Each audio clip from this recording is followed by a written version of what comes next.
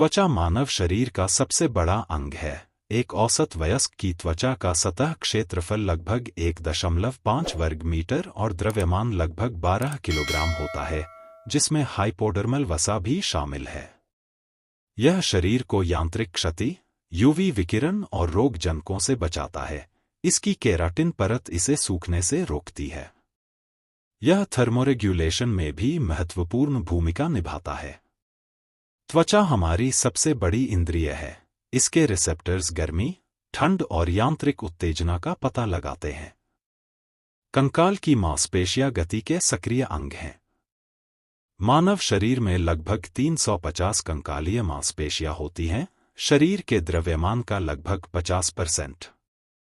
लंबी, छोटी, चपटी और अंगूठी के आकार की मांसपेशियां होती हैं। मांसपेशियां टेंडन द्वारा हड्डियों से जुड़ी होती हैं।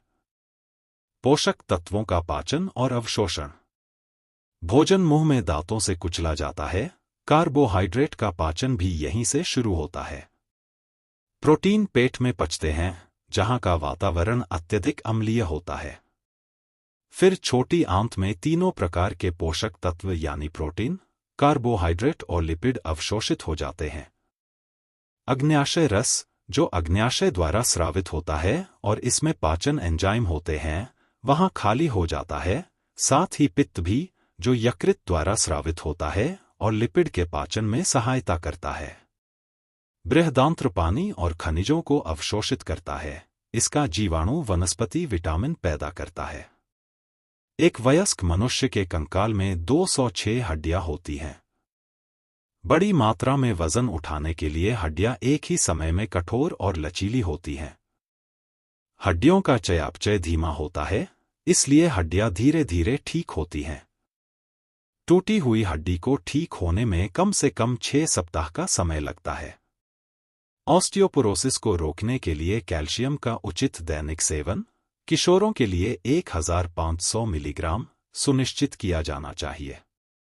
पाचन तंत्र इसके लिए जिम्मेदार होता है। हमारे शरीर में कैटाबोलिक प्रक्रियाओं को ऑक्सीजन की आवश्यकता होती है और कार्बन डाइऑक्साइड का उत्पादन होता है।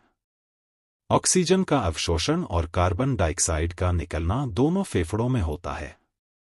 आराम की स्थिति में हम 1 मिनट में लगभग 16 बार सांस लेते हैं और हर बार लगभग आधा लीटर हवा का आदान प्रदान करते हैं। फेफड़ों का कैंसर फेफड़ों की एक गंभीर बीमारी है। धूम्रपान से इसके विकसित होने की संभावना बहुत बढ़ जाती है। हमारे शरीर में रक्त वाहिकाओं का नेटवर्क हृदय प्रणाली का निर्माण करता है। प्रणालीगत परिसंचरण हृदय प्रणाली का वह भाग है जो सभी अंगों को ऑक्सीजन युक्त रक्त प्रदान करता है, शरीर और कार्बन डाइऑक्साइड को दूर ले जाता है। फुफ्फुसीय परिसंचरण कार्बन डाइऑक्साइड युक्त रक्त को हृदय से फेफड़ों में पहुंचाता है, जहां कार्बन डाइऑक्साइड निकलता है और ऑक्सीजन अवशोषित होता है। फिर ऑक्सीजन युक्त रक्त हृदय तक पहुंचाया जाता है। हृदय के संकुचन द्वारा रक्त को रक्त वाहिकाओं के माध्यम से पंप किया जाता है। नियमित व्यायाम करने, स्वस्थ, कम वसा वाला आहार लेने और धूम्रपान से बचने से हमारे दिल और रक्त वाहिकाओं के स्वास्थ्य को बरकरार रखा जा सकता है। किडनी द्वारा अनावश्यक एवं हानिकारक पदार्थों को शरीर से बाहर निकाल दिया जाता है। वे प्रतिदिन लगभग 1.5 लीटर मूत्र का उत्पादन करते हैं। मूत्र मूत्राशय में संग्रहित होता है और फिर मूत्रमार्ग के माध्यम से शरीर से बाहर निकल जाता है। मूत्र प्रणाली की एक आम बीमारी पाइलिटिस या गुर्दे की श्रोणि की सूजन है। इसके लक्षणों में मूत्र में प्रोटीन आना शामिल है। गुर्दे की पथरी अक्सर गुर्दे में बन जाती है। इनसे छोटी चोटें लग सकती हैं और इसलिए मूत्र में खून आ सकता है। तंत्रिका तंत्र अंतःस्रावी तंत्र के साथ मिलकर शरीर के समन्वित, विनियमित कामकाज के लिए जिम्मेदार है। केंद्रीय तंत्रिका तंत्र में मस्तिष्क और रीढ़ की हड्डी होती है, जबकि परिधीय तंत्रिका तंत्र में शामिल होते हैं नसें, जो केंद्रीय तंत्रिका तंत्र और अंगों के बीच विद्युत संकेतों के रूप में सूचना प्रसारित करती हैं। 12 जोड़ी कपाल तंत्रिकाएं होती हैं, जो सीधे मस्तिष्क से निकलती हैं, और 31 जोड़ी रीढ़ की हड्डी की तंत्रिकाएं होती हैं, जो रीढ़ की हड्डी के खंडों से निकलती हैं। हार्मोन अंतःस्रावी तंत्र की ग्रंथियों द्वारा निर्मित होते हैं। एड्रेनालाइन अधिवृक्क ग्रंथियों द्वारा, इंसुलिन अग्न्याशय द्वारा और थायरोक्सिन थायरॉयड ग्रंथि द्वारा स्रावित होता है। अंतःस्रावी तंत्र का केंद्र हाइपोथैलेमिक पिट्यूटरी अक्ष है। हाइपोथैलेमस हार्मोन का उत्पादन करता है जो पिट्यूटरी ग्रंथि को नियंत्रित करता है, जहां वे पिट्यूटरी हार्मोन के उत्पादन को उत्तेजित करें। ये हार्मोन अन्य अंतःस्रावी ग्रंथियों को उत्तेजित करते हैं, थायरॉयड ग्रंथि, अधिवृक्क ग्रंथि और प्रजनन ग्रंथियां। अग्न्याशय हाइपोथैलेमिक पिट्यूटरी अक्ष द्वारा नियंत्रित नहीं होता है। लसिका ऊतक द्रव है जो लसिका वाहिकाओं के माध्यम से रक्त प्रणाली में लौटता है। यह केशिका दीवारों के माध्यम से निस्पंदन द्वारा रक्त से निर्मित होता है। लसिका में सेलुलर चयापचय प्रक्रियाओं के अपशिष्ट उत्पाद भी होते हैं। लसिका वाहिकाएं लसिका नोड्स से गुजरते हुए लसिका को शिरापरक तंत्र में वापस लाती हैं। यदि लसिका कोई ले जाता है, लिम्फ नोड्स में पाए जाने वाले बैक्टीरिया, लिम्फ नोड्स में पाई जाने वाली श्वेत रक्त कोशिकाएं उनसे लड़ने में मदद करती हैं।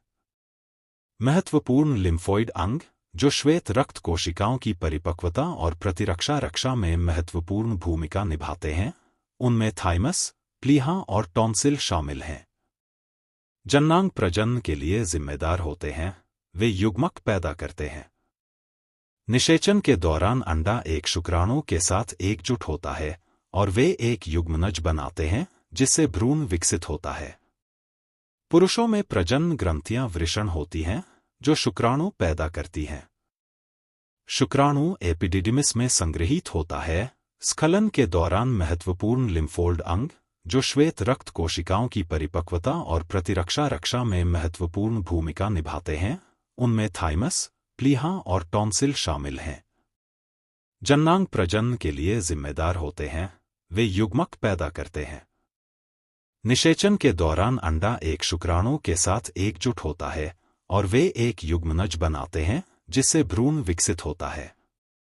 पुरुषों में प्रजनन ग्रंथियां वृषण होती हैं जो शुक्राणु पैदा करती हैं।